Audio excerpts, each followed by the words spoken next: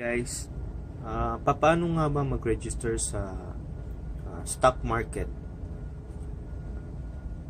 Yung ano ko, punta ka lang type mo lang yung www.colfinancial.com. So makikita mo yan sa website na click mo lang COL Financial. Ngayon, andito ka na sa interface nila.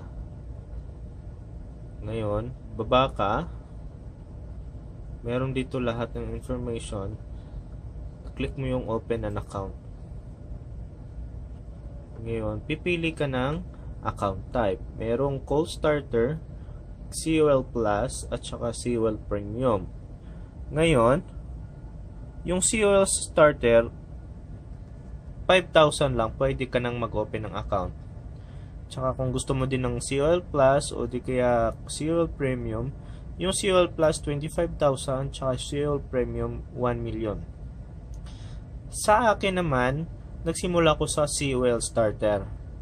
Ngayon, itong COL Starter, para makapagsimula ka na ng stock market, at by the next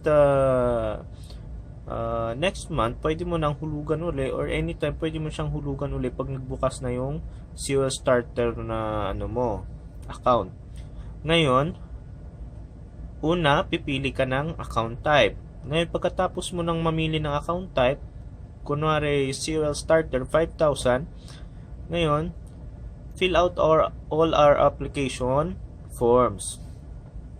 So, download mo yung forms dito. Click mo to, download all forms. Ayan. Makikita mo yung lahat yung form na yan. Tsaka, print mo yan lahat.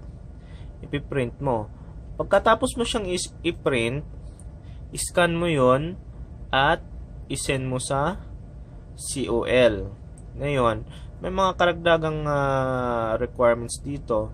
Dapat may TIN number ka.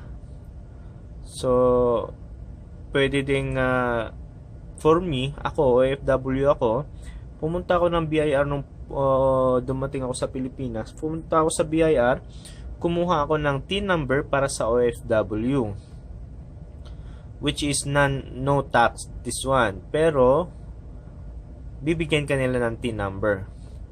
Ngayon, it must be Filipino citizen. Ito yung kukunin or photocopy. Ngayon, government valid ID, issued ID, photo and signature must be clear. Okay? Then, submit mo lahat yung forms. Ito yung nila. Pero magsisend ka ng email sa kanila para malaman mo kung ano yung mga dapat na requirements, karagdagang requirements. So, andito yung mga email address nila. Ayan, nasa gilid sa website nila. helpdesk@colfinancial.com. So, yun sa akin, si Liz Belension at colfinancial.com yung email na sinendan ko ng forms. Siya yung nag-a-assist sa akin. So, every day, nagko-communicate sila sa'yo kung paano, kung ano yung mga okay na requirements mo. Kunwari, iniscan mo na lahat. At lahat ay aprobado na ng COL Financial, isisend mo ngayon yung mga documents mo. Pero yung example, yung valid ID mo, syempre photocopy lang. At saka may signature doon. Katulad sa passport, dapat may signature doon sa bearer. Ngayon, isisend mo yan dito sa COL Business Center. Dito. Diyan mo siya isisend sa address na to. At sa akin naman, as an OFW sa Saudi Arabia, sinend ko siya sa SAMSA Express, SMSA Express, at nilagay ko yung address na yan.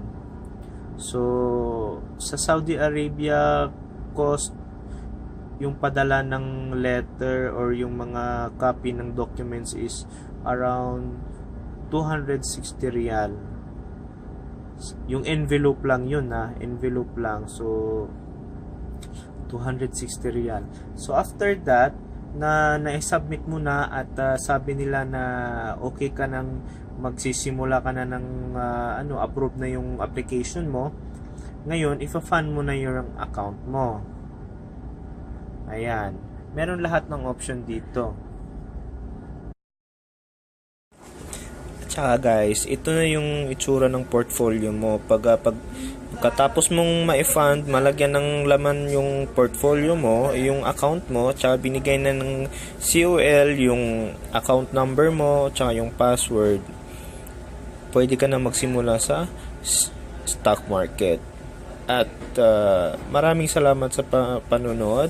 At pasensya nyo na, baguhan lang po. At basta makatulong lang po. Maraming salamat.